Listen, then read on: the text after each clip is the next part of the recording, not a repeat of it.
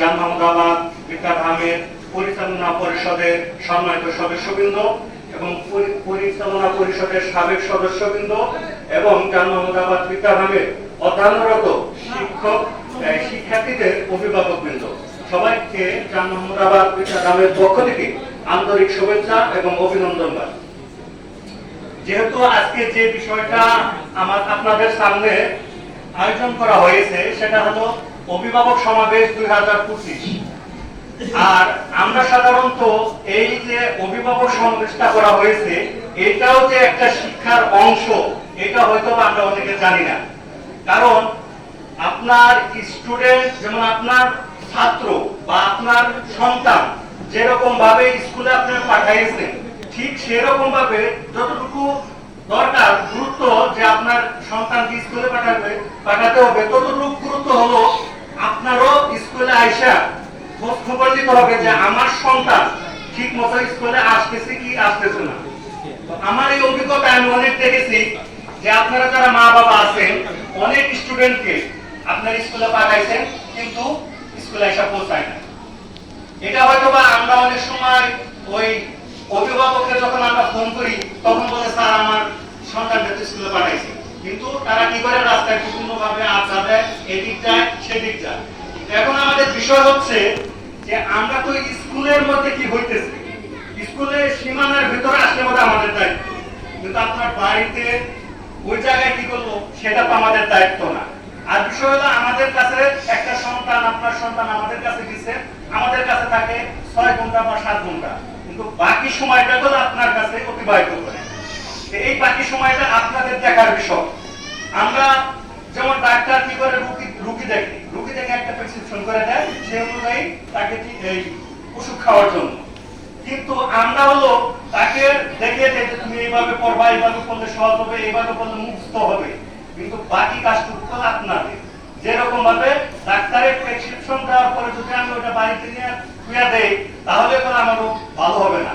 এবং একটি স্টুডেন্ট যদি স্যার বুঝিয়ে দিল পড়াইলো সেটা বাড়িতে যে যদি আবার না পড়তে বসে তাহলে সেগুলো আর ভালো ছাত্র হতে পারবে না। এই জন্য আমরা হলো ওর ডাক্তার, আর আপনারা হলো সেই আমরা প্রেসক্রিপশন দিয়ে দেই, সেই অনুযায়ী তাকে ট্রিটমেন্ট করাবেন হলো আপনারা, ওই অনুযায়ী ডোজ অনুযায়ী চিকিৎসা করবেন আপনারা। আমরা তো লিখে দেই যে এইভাবে তোমরা পড়বে। তো আরেকটা বিষয়, যেহেতু আমি ভোকেশনাল শাখার দায়িত্বে আছি, যে ভোকেশনাল শাখার যে সমস্ত অভিভাবক আছে তাদেরকে আমি করজোর অনুরোধ করে বলবো যে এই ভোকেশনাল স্টুডেন্ট সবচেয়ে ফাঁকি একটু বেশি দেয়। কারণ ফাঁকি দেওয়ার তাদের কিছু প্লেস আছে, তাদের কিছু প্র্যাকটিক্যাল মার্ক আছে, তাদের কিছু অ্যাসাইনমেন্ট আছে, যেগুলো আমরা কি করি মানবতার দিক দিয়ে আমরা তাকে দিয়ে দিই, মানে এলাকার ভালো রেজাল্ট করুক সেই হিসাবে আমরা দিয়ে দিই, পাই না তাও আমরা দিয়ে দিই। কিন্তু বিষয়টা হলো আমরা যদি ওদেরকে ওইভাবে নাম্বারটা দিতে চাই যেভাবে রুলস এবং রেজুলেশন আছে সেভাবে আমাদের স্টুডেন্ট পাস করা অনেক কঠিন হয়ে যাবে। আমরা ভোকেশনালের নাম্বার দেই, অ্যাটেন্ডেন্সের উপর একটা ওদের নাম্বার আছে, অ্যাটেন্ডেন্সের উপর ওদের যদি আমরা নাম্বার না দেই আমাদের ম্যাক্সিমাম স্টুডেন্ট ফেল যাবে, কিন্তু সেটা আমরা অনুগ্রহ করে দিয়ে দিই। তারপরে আরেকটা ভোকেশনাল আছে, আমাদের ভোকেশনাল ম্যাক্সিমাম স্টুডেন্ট তারা উপবৃত্তির আওতায় আছে, স্টাইপেন্ডের আওতায় আছে, কিন্তু সরকারি রুলস অনুযায়ী যদি 80% নিচে কোন স্টুডেন্ট উপস্থিত থাকে, নিয়ম হলো তার তথ্য প্রদান করে তার উপবৃত্তি কর্তন করে দেওয়া। এটা আমাদের সরকার নোটিশ দিয়েছে, কিন্তু আমরা মানবিক দিক বিবেচনা করে আমরা সেটা দিয়ে দিই, আমরা তাদেরকে 80% উপরে পেতে দেখিয়ে দিই। কিন্তু আমার কথা হলো যে এই যে আপনাদেরকে ডাকার কারণ হলো যে এই সমস্ত রুলস এবং রেগুলেশন আপনাদের বার্তাটা পৌঁছে দেওয়া, যে এর পরবর্তীতে যদি কোনো স্টুডেন্ট 70-75 এর নিচে যদি উপস্থিতি থাকে অটোমেটিক তার উপবৃত্তি কর্তন হয়ে যাবে। এর জন্য স্কুল বা কর্তৃপক্ষ দায়ী থাকবে না, এটা সরকারের আইন অনুযায়ী চলবে। এর জন্য আপনি পরে বলবেন যে আমার সন্তান উপবৃত্তি পাইল না, সেজন্য আপনি নিজেও দায়ী, কারণ আপনার সন্তানকে আপনি ওই সরকারি রুলস অনুযায়ী স্কুলে পাঠান নাই। আরেকটা বিষয় হলো এই যে আপনার নতুন যে শিক্ষাক্রম, 2025 সালের যে শিক্ষাক্রম শুরু হয়েছে আর আগের যে শিক্ষাক্রম, যে ওই অটো সিস্টেম চলে গেছে, এখন পুরা পাস করতে হবে, না করলে পাস করা যাবে না। আপনারা সবাই হয়তো অবগত যে 2025 সালের রেজাল্টে কিরকম ভূদোষ হয়েছে, একদম রেজাল্টে 10 হয়ে গেছে, এরকম বাংলাদেশে অনেক শিক্ষা প্রতিষ্ঠান আছে সেখানে অল স্টুডেন্ট ফেল গেছে।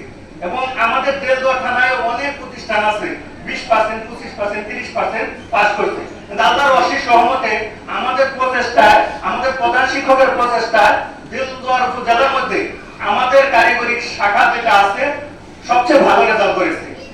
আমাদের পার্শ্ববর্তী আরো 4টা কারিগরি প্রতিষ্ঠান আছে। এই পাশে আছে আমাদের আজহার মেমোরিয়াল উচ্চ বিদ্যালয়, যেটা লাহোরি বাজার স্কুল বলি, সেখানে কারিগরি শাখায় পাশের হার 20%। এই পাশে বাতুলি আছে, সেখানে কারিগরি শাখায় পাশের হার 38%। এই পাশে আমাদের যেটা কেন্দ্র বেলায়েত হোসেন বহুমুখী উচ্চ বিদ্যালয়, সেখানে পাশের হার হলো 48%। আর আমাদের যেখানে পাশে 80% উপরে আমাদের পাস 93%। তাহলে আশা করা যায় যে আমরা চেষ্টা করি বিদায়, আর আপনাদের ইচ্ছা আছে বিদায় আমরা আপনাদের কিছু দিতে পারি।